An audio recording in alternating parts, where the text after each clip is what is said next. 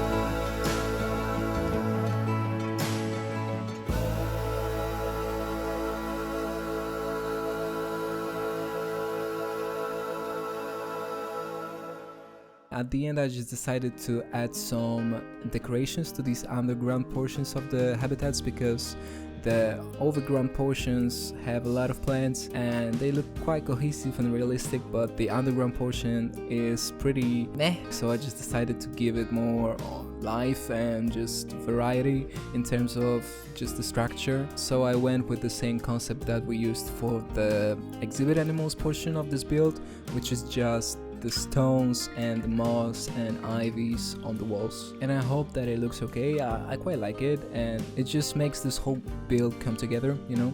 And I hope you guys like it, because I'm quite happy with it.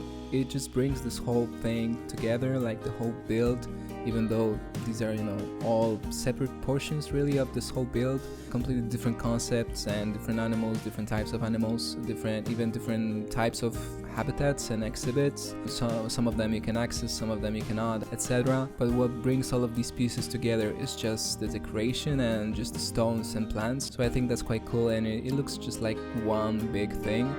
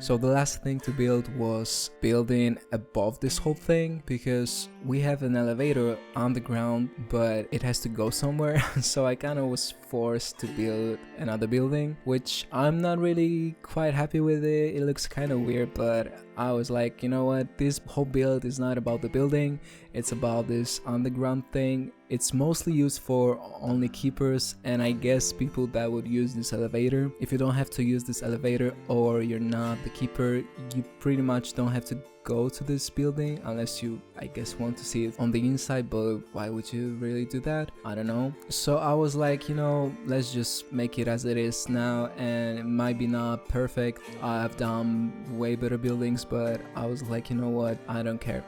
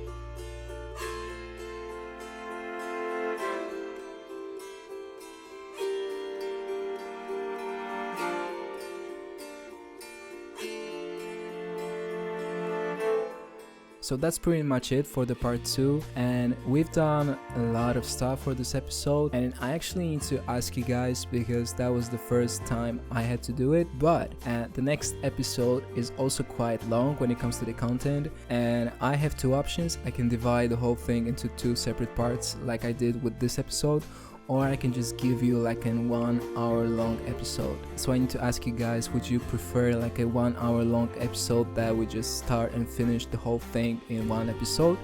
Or would you like the next episode to be divided into 2 parts with the similar period between them, which is like 5 days difference, so that we start in the first part and we finish the whole thing in the second part? So let me know which one would you like. I'm completely fine with either of them. It doesn't really make a difference for me, but of course when you watch it, it depends on the person. If most of you guys will prefer 2 separate parts, then I will do 2 separate parts. If you guys want 1 big episode, then I can do that. It doesn't really matter. So let me know, and I hope you guys enjoyed this episode, and I will see you in the next one. Bye.